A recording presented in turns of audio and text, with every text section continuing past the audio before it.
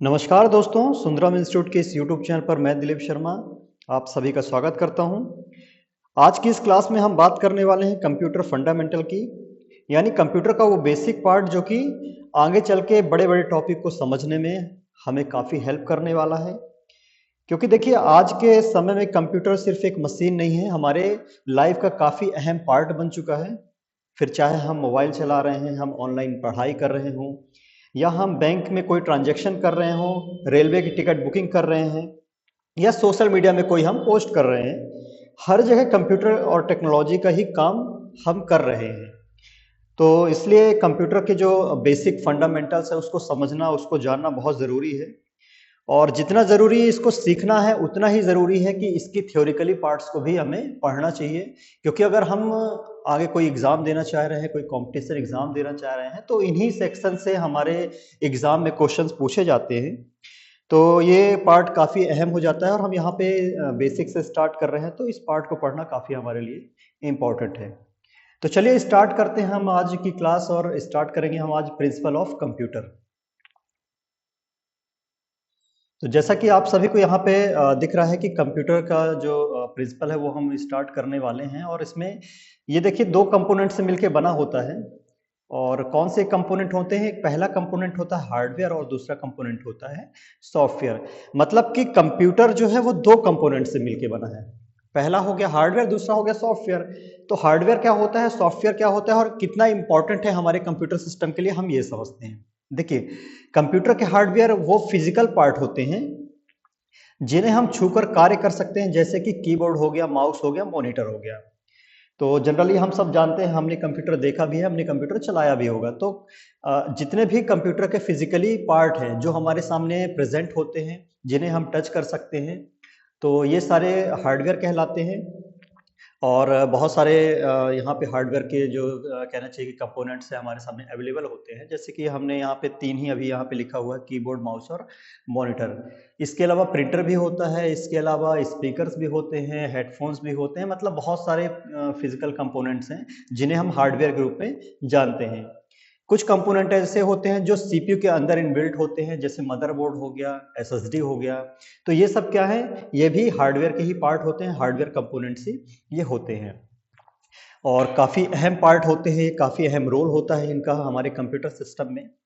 और उसके बाद दूसरा जो पार्ट होता है वो होता है सॉफ्टवेयर होता है।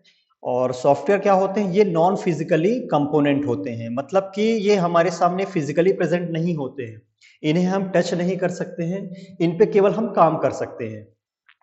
ये हमारे सामने वर्चुअली प्रेजेंट होते हैं। अब वर्चुअली प्रेजेंट का मतलब ये होता है कि मान लीजिए कि जैसे आपने कंप्यूटर सिस्टम को ऑन किया। अब आपने कंप्यूटर को जब ऑन किया तो आपके सामने कुछ सॉफ्टवेयर्स के आइकन दिख रहे होंगे, उनकी इमेजेस दिख रही है, लोगो दिख रहे हैं। तो बस हम उन लोगोस को देख सकते हैं, उन सॉफ्टवेयर पे हम काम कर सकते हैं। लेकिन हम उन्हें ऐसा मतलब कि उन्हें हम टच नहीं कर सकते हैं।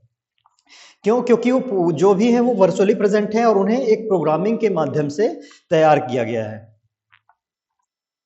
उन्हें प्रोग्रामिंग के माध्यम से तैयार किया जाता है, मतलब कि कहना चाहिए कि कुछ इंस्ट्रक्शंस हैं जिन्हें पहले से ही प्रोग्रामिंग करके और कोडिंग के माध्यम से उन्हें प्रोग्राम किया जाता है और उन्हें कंप्यूटर में इंस्टॉल कर दिया जाता है। अब ये सॉफ्टवेयर करते क्या हैं?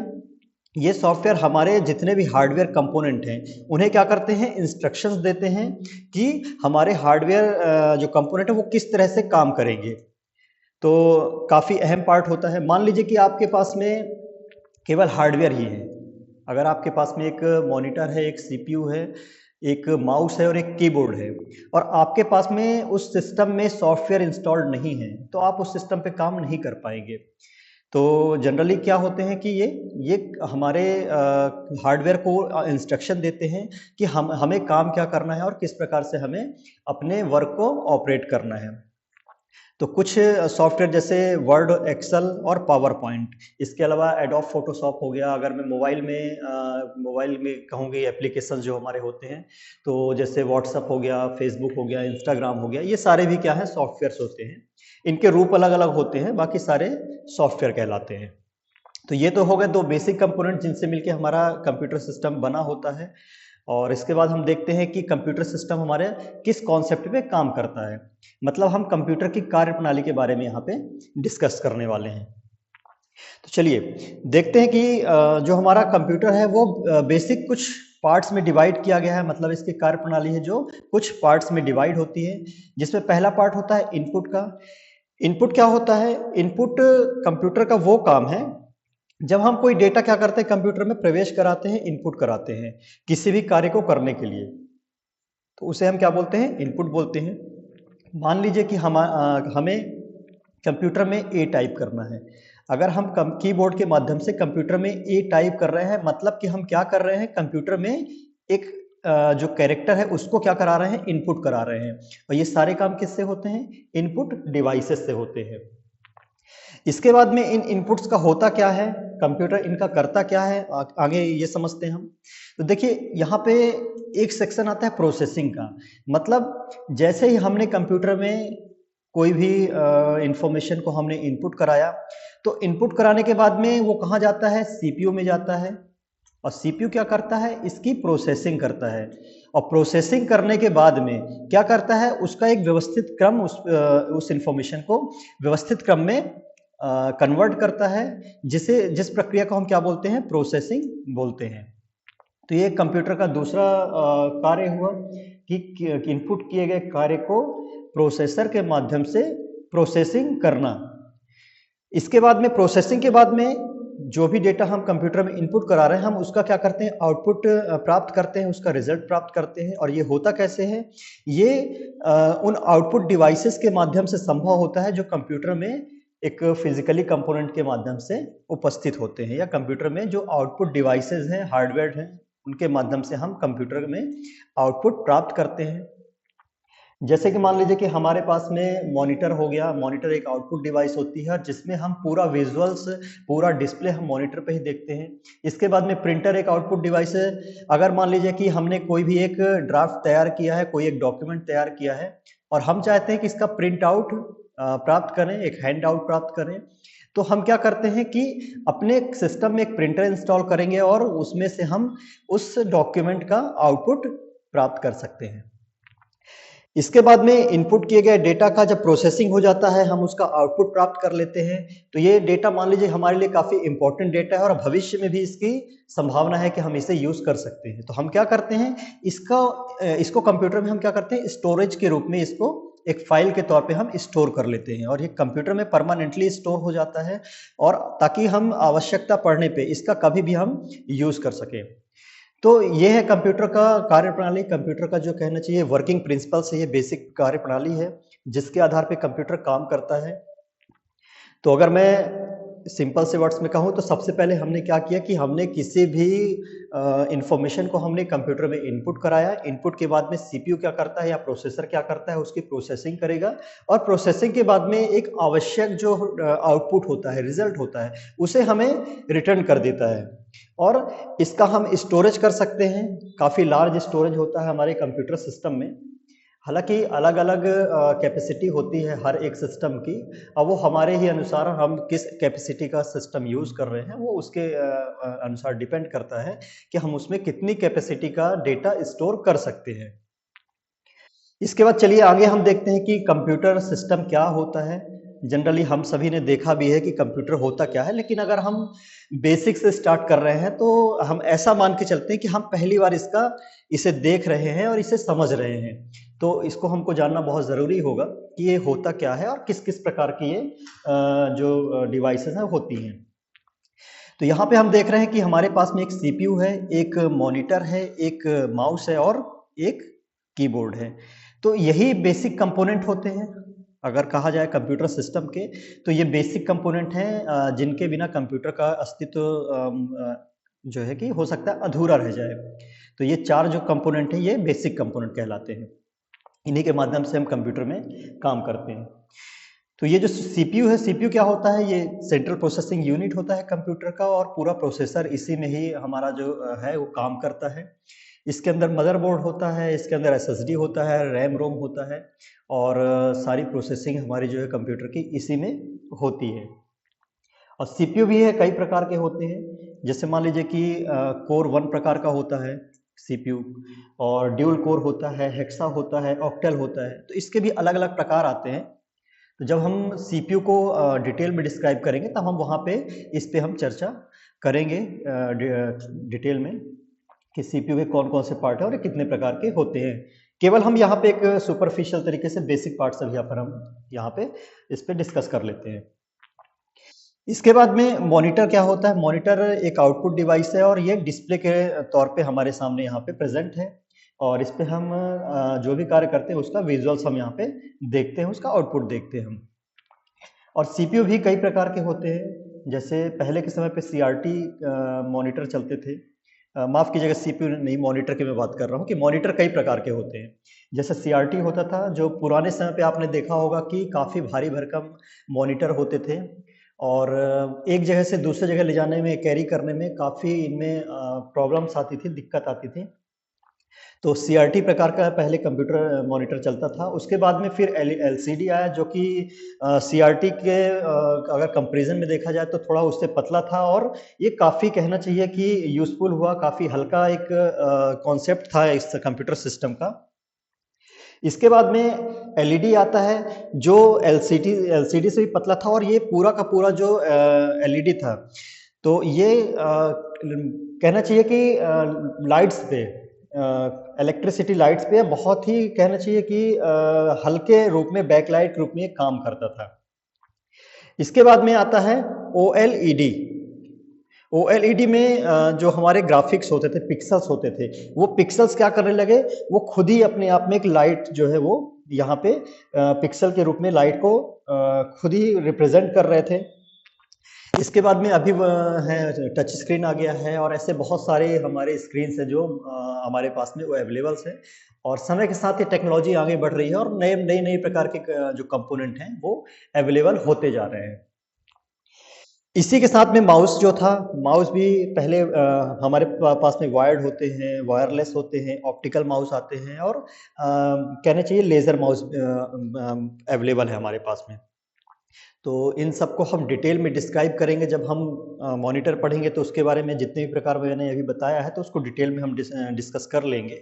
और इसके बाद इसी के साथ-साथ जितने भी कंपोनेंट पे हम डिस्कस कर रहे हैं, तो अभी केवल हम एक समझने के तौर पे एक बेसिक नॉलेज लेने के लिए हम केवल इतना समझते हैं कि ये इस टाइप से हमारे सामने कुछ डिवाइसेज़ हैं, जिनसे कंप्यूटर सिस्टम का निर्माण हुआ है। कंप्यूटर का कहना चाहिए कि अस्तित्व इससे पूरा होता है। इसके बाद में हम आगे देखते हैं कि कंप्यूटर जो है या कंप्यूटर का जो सीपीयू है वो किस प्रकार से काम करता है। तो यहाँ पे मैंने एक फ्लो चार्ट डिज़ाइन किया है सीपीयू का कि कंप्यूटर का जो सीपीयू कैसे काम करता है। क्योंकि अभी तक हमने पढ़ा कि हमने एक इनपुट दिया, इनपुट कहाँ जाता है? कंप्यूटर के सीपीयू में जाता है, प्रोसेसिंग होती है और आउटपुट के रूप में डिस्प्ले करता है। लेकिन हमें ये जानना भी ज़रूरी है कि सीपीयू आखिर में काम कैसे करता है, उसके कौन-कौन से पार्ट्स होते हैं।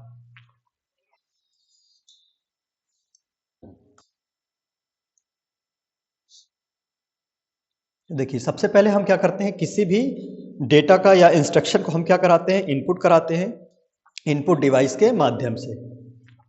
इसके बाद ये इनपुट डिवाइस जैसे ही सीपीयू प्रवेश करती है, तो सबसे पहले ये प्राइमरी मेमोरी में होती है। प्राइमरी मेमोरी में स्टोर की जाती है। प्राइमरी मेमोरी में ये तब तक स्टोर रहती है, जब तक कि हम इसे परमानेंटली स्टोर ना कर दें। अब देखिए, प्राइमरी मेमोरी क्या होती है? प्राइमरी मेमोरी वो मेमोरी होती है कि जैसे मान लीजिए कि ये अस्थायी मेमोरी होती है। मान लीजिए इलेक्ट्रिसिटी चली जाए, किसी कारण से हमारा सिस्टम बंद हो जाए, तो जो भी जिस डेटा पे हम कार्य कर रहे हैं, वो डेटा वहाँ से ऑटोमेटिकली इरेज़ हो जाता है। तो इसे हम क्या बोलते हैं? प्राइमरी मेमोरी बोलते हैं। इसके बाद में एक सेकेंडरी मेमोरी होती है हमारे पास में। सेकेंडरी मेमोरी क्या होती है कि जब जैसे हम किसी भी डेटा को जब सेव कर देते हैं, तो वो चला जाता है सेकेंडरी मेमोरी में। तो इनके बारे में भी हम डिटेल में डिस्क्राइब करेंगे। आगे आने वाले वीडियोस पे हम डिस्कस कर लेंगे इस पे। केवल हम ये समझते हैं कि अभी ये काम कैसे करता है।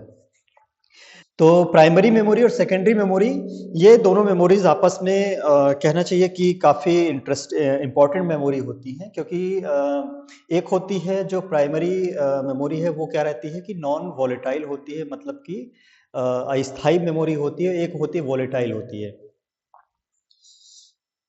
कंप्यूटर के सीपीयू में एक कंट्रोल यूनिट होता है। कंट्रोल यूनिट क्या करता है, पूरे सिस्टम को कंट्रोल करके रखता है। मतलब ये इनपुट डिवाइसेस को, आउटपुट डिवाइसेस को, और सीपीयू के अंदर जितने भी कंपोनेंट्स होते हैं, जैसे कि मेमोरी हो गया, या कहना चाहिए कि यहाँ पे कुछ रजिस्टर्स होते हैं, अर्थमेटिक लॉजिक यूनिट्स होती हैं, इन सभी को जो कंट्रोल करके रखता है वो करता है सीयू, मतलब कि कंट्रोल यूनिट करके रखता है।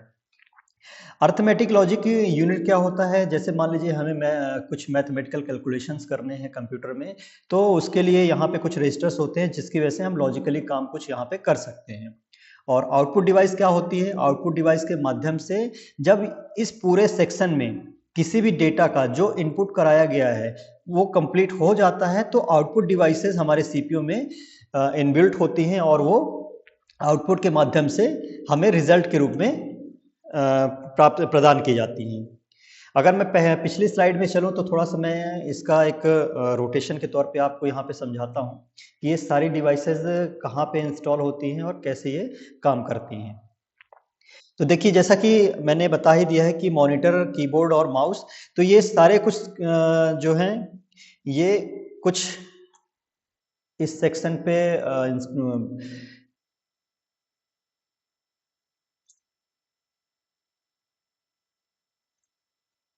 तो जैसा आपकी यहाँ पे देख रहे हैं कि कुछ स्लॉट्स बने हुए हैं, तो जितने भी हमारे कंपोनेंट होंगे कंप्यूटर के, वो सारे इसी स्लॉट्स पे कनेक्ट रहते हैं, आपस में एक दूसरे से कनेक्ट होते हैं, और ये डायरेक्टली मदरबोर्ड से कनेक्ट होते हैं।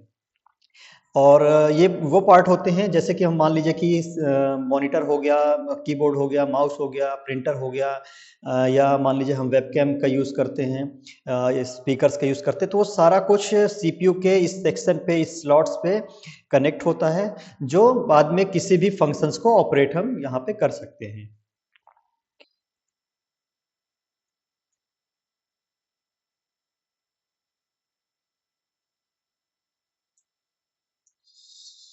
चलिए, इसके बाद हम देखते हैं कि इनपुट डिवाइसेस कौन कौन सी होती हैं।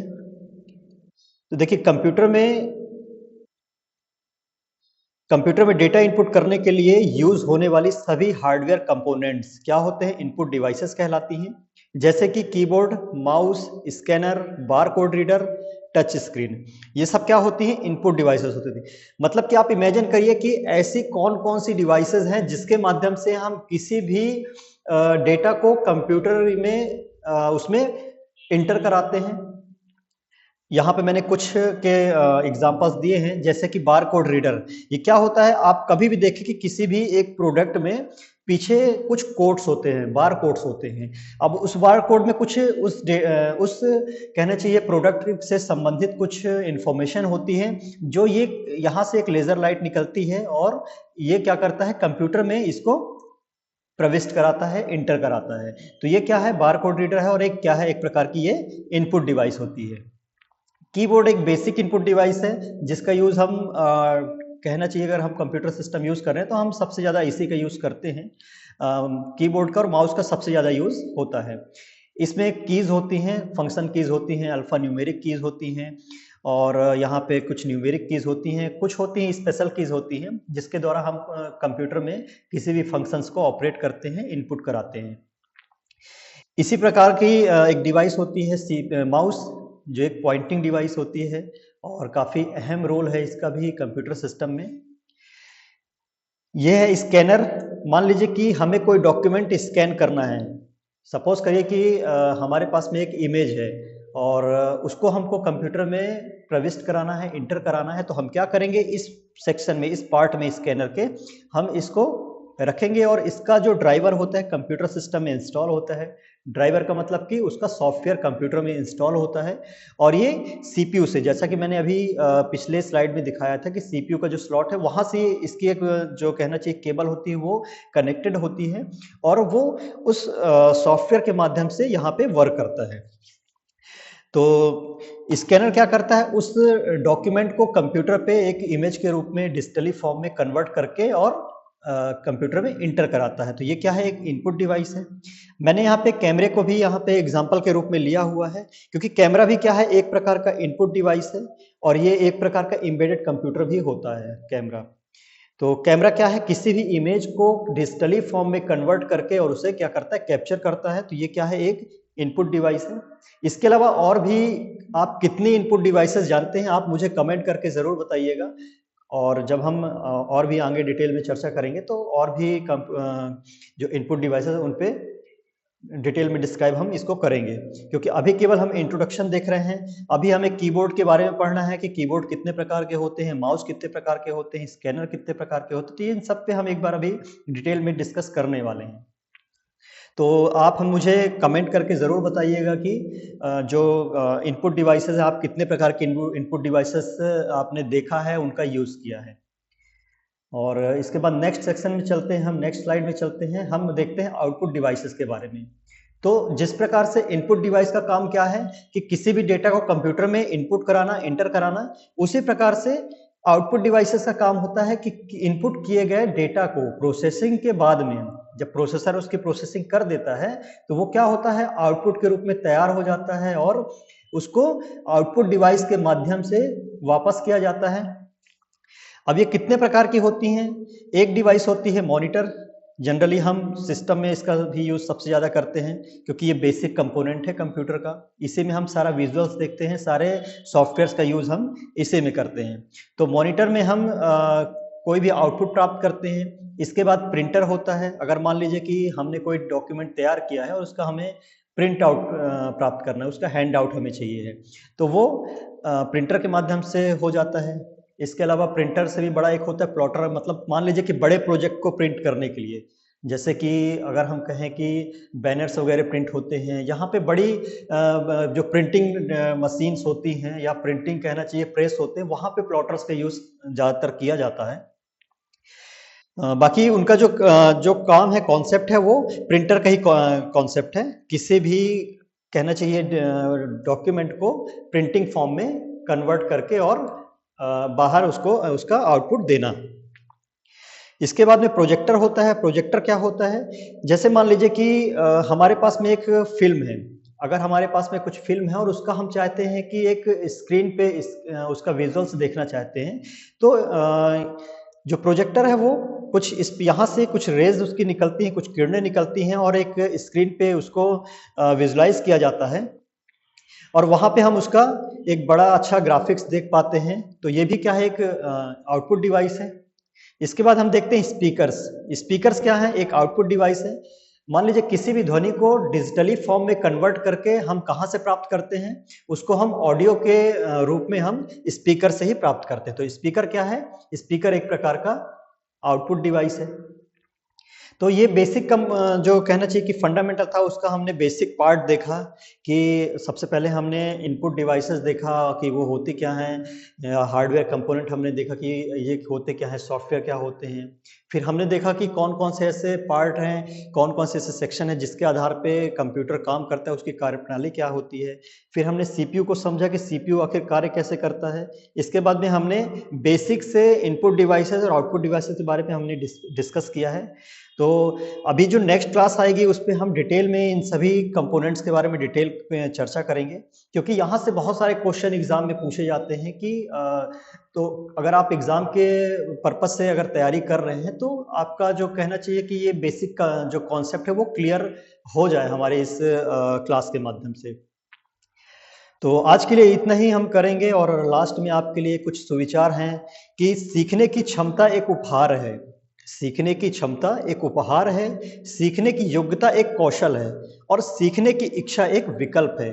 तो ऐसे ही हमारे साथ अगर आप सीखना चाहते हैं तो हमारे इस चैनल को आप सब्सक्राइब करें, इसे लाइक करें और ज़्यादा लोगों पर शेयर के बीच में शेयर करें और हमें कमेंट करके ज़रूर बताइएगा कि आपको हमारे वीडियोस कैसे लग रहे हैं।